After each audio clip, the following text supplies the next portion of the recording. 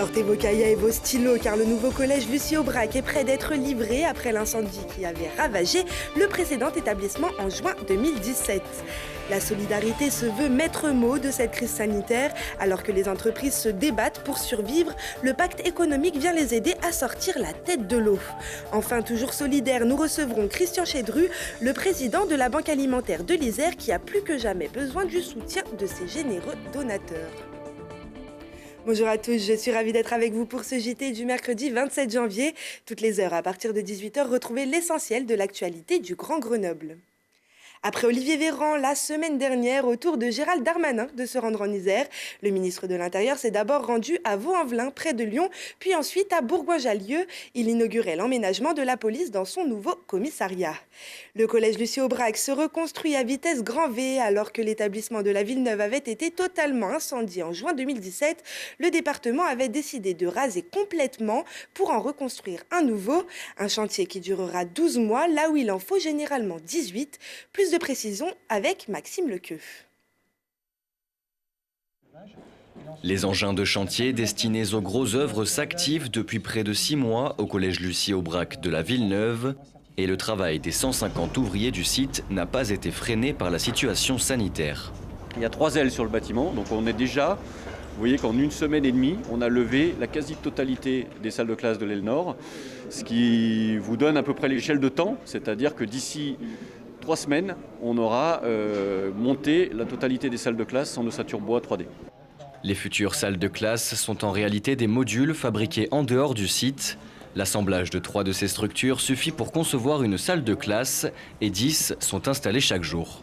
C'est un principe constructif innovant qu'on développe à l'agence depuis maintenant quelques années, c'est-à-dire qu'on fait ce qu'on appelle la préfabrication hors site, c'est-à-dire qu'on recherche à l'intérieur de la construction de notre bâtiment et de sa conception tout ce qu'on peut externaliser, c'est-à-dire tout ce qu'on peut construire en dehors du chantier pour gagner du temps.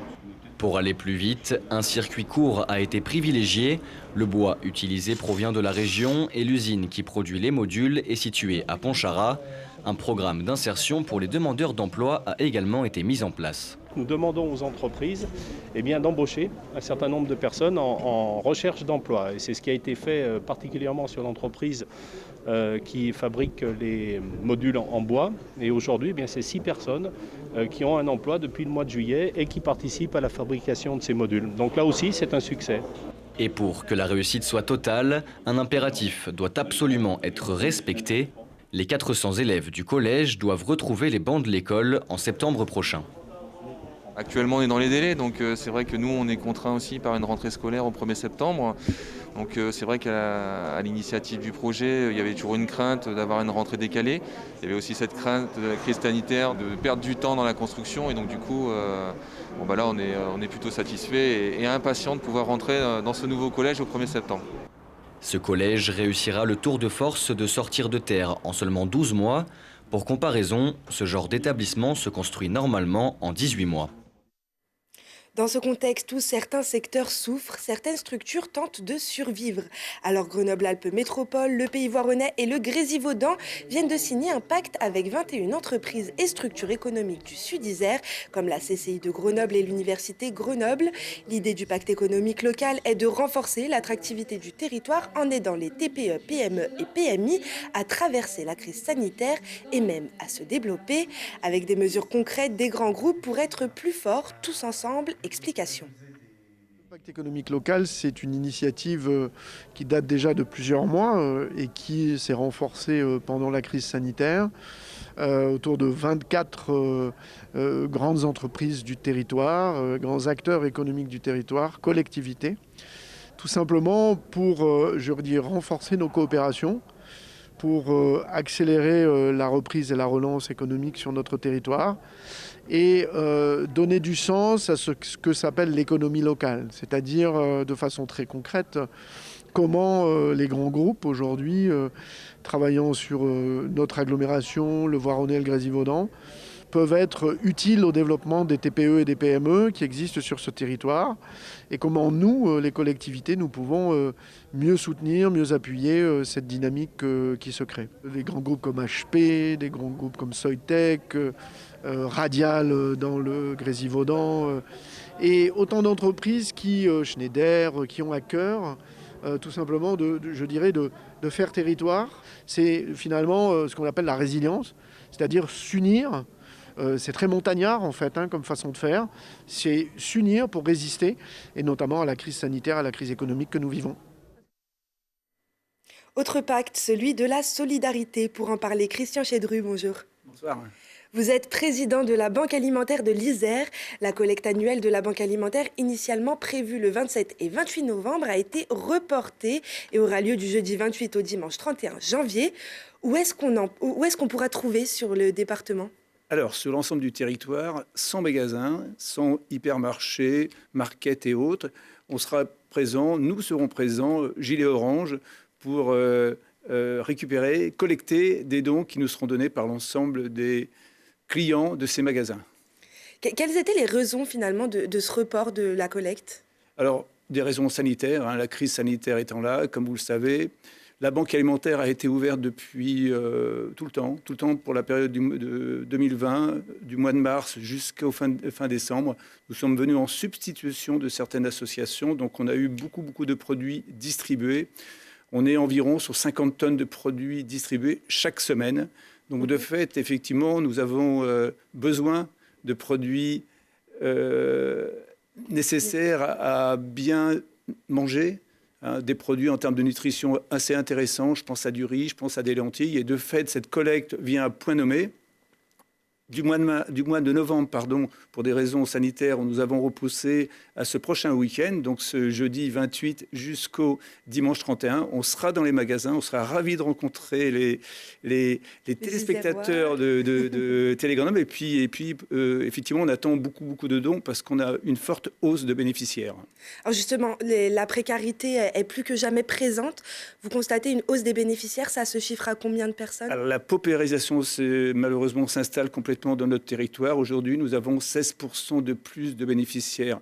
Notre réseau associatif a été augmenté encore. Nous avons 100 associations et CCS que nous accompagnons. 8500 bénéficiaires chaque semaine, 8500 bénéficiaires. À côté de ça, on a des lieux d'hébergement portés par la préfecture, la DDCS, et nous accompagnons un nombre certain, c'est 3000 bénéficiaires également. Donc on a beaucoup besoin de produits alimentaires. Bien sûr, ces produits vont être distribués ou transformés suivant le type de bénéficiaires.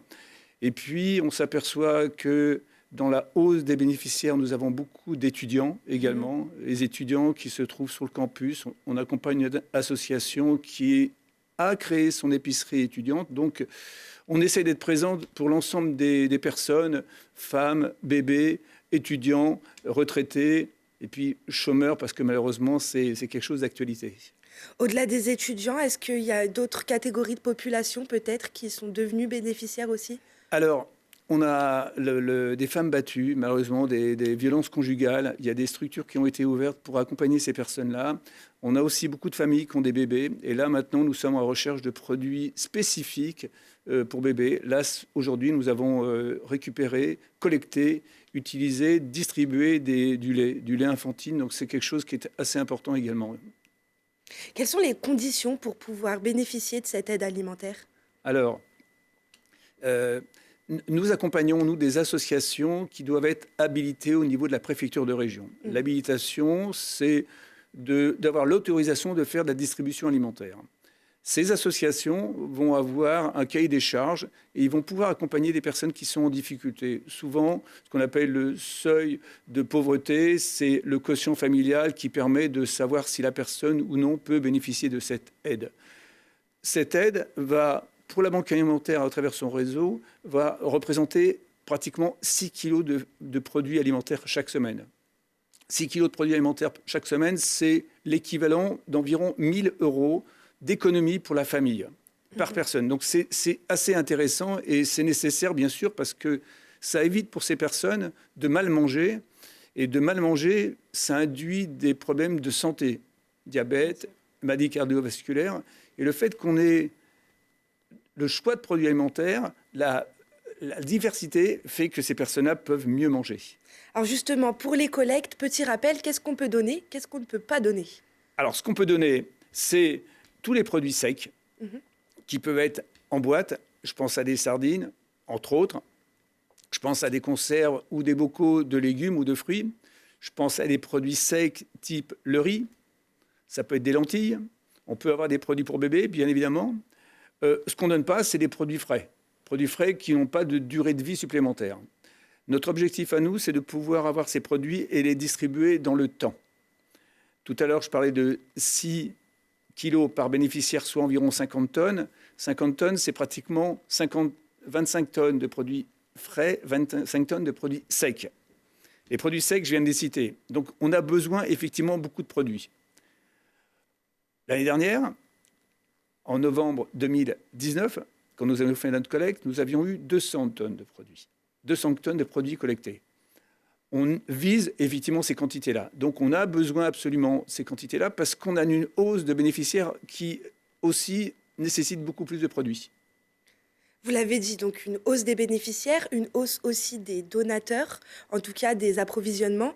Vous pensez qu'il y a eu une prise de conscience dans la tête des gens avec la crise sanitaire, peut-être? Alors, moi, je reprends souvent les mêmes mots, hein, c'est mutualisation, coordination. Vraiment, il y a eu beaucoup de solidarité qui s'est créée. Alors, solidarité, on l'avait déjà, bien sûr, avec la préfecture, la DDCS, hein, qui accompagne la direction départementale de la cohésion sociale.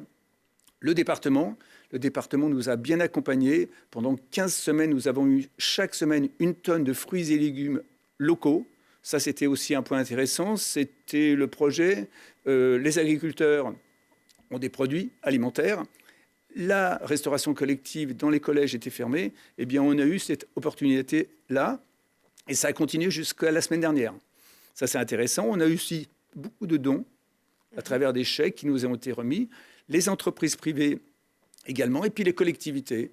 Les exemples, ils sont simples. Les collectivités avaient, là, le mois dernier, des repas seniors. Vous savez, on fête le Noël. Eh bien, ces lignes budgétaires qui n'ont pas été distribuées, on nous les a proposées. De fait, on a eu beaucoup d'aides. Et puis, en parallèle, je pense à la restauration collective, le CHU, donc de restauration, la cuisine centrale de Grenoble, la cuisine centrale de Saint-Martin-d'Hères, les deux cuisines centrales du département nous donnent des excédents qui sont tout à fait conformes en termes de qualité nutritionnelle, bien évidemment, et puis en termes de microbiologie, et bien ces produits augmentent nos dons. Et puis, bien sûr, notre fonds de commerce, entre guillemets, c'est la ramasse. Ça, c'est quelque chose d'important pour nous. La ramasse tous les jours dans les magasins. Soit on distribue ces produits sans les transformer, soit on va prendre ces produits alimentaires qui sont du jour et on va les faire en plat cuisiné au travers de notre cuisine 3 étoiles solidaire. Donc on a des volumes qui sont intéressants, mais la collecte va nous accompagner, bien sûr, avec beaucoup de plaisir. Pour finir, Christian Chedru, pour récompenser votre engagement au sein de l'association, vous allez recevoir prochainement la Légion d'honneur. Qu'est-ce que ça représente pour vous ? Alors ça, c'est quelque chose d'essentiel et de très important pour nous, pour moi, pour le coup, c'est vrai. Alors, on a eu, pendant le Covid, on était présent, je le citais tout à l'heure, et c'est vrai que le ministère de la Santé et de la Solidarité a voulu reconnaître certaines personnes qui étaient actives pendant cette période-là, aussi bien au niveau de la santé et aussi bien de l'aide alimentaire. Et moi, effectivement, le ministère de la Solidarité et de la Santé a reconnu mes qualités, humblement. Hein. Donc, je suis ravi à titre personnel, je suis ravi pour la Banque alimentaire. Et puis, il y a aussi un petit clin d'œil, c'est que le vice-président a aussi été reconnu et par l'Ordre national du mérite, donc en tant que chevalier. Donc, il est ravi, comme moi, mais... Enfin, c'est pas mais, c'est la reconnaissance, bien évidemment. On peut être fier, et j'en suis fier, vraiment, avec beaucoup de simplicité. Et puis, pour la Banque alimentaire, c'est quelque chose d'essentiel parce que 2 personnes reconnues, ça prouve que nos orientations fixées lors de nos assemblées générales sont tout à fait pertinentes. On a des orientations qui vont à destination des bénéficiaires et on s'aperçoit que notre cible est la bonne. Donc, on va continuer effectivement à œuvrer dans ce sens. Merci beaucoup, Christian Chedru, d'avoir été avec nous. Et on espère que la collecte sera plus que jamais au rendez-vous cette année. Grand merci à vous. Direction le Grand Air à présent, alors que comme les remontées mécaniques, l'équipe de France de ski de boss est à l'arrêt dans l'attente d'une potentielle Coupe du Monde aux États-Unis. Le groupe France et Perrine Lafont s'entraînaient cette semaine à l'Alpe d'Huez. Après les performances de Perrine Lafont et de Benjamin Cavet en début de saison, l'équipe de France de ski de boss est aujourd'hui à l'arrêt depuis 2 mois dans l'attente d'une potentielle Coupe du Monde aux États-Unis.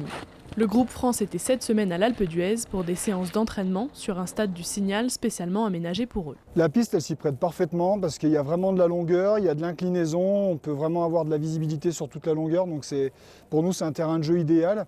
Incroyable d'avoir un terrain comme ça à ce moment-là de la saison et puis surtout dans les conditions sanitaires qu'on retrouve aujourd'hui. Ça va être une des maisons de l'équipe de France de boss, ça va être un lieu de rendez-vous important. Puisqu'on a des gros projets pour le ski de boss, mais aussi pour l'Alpe.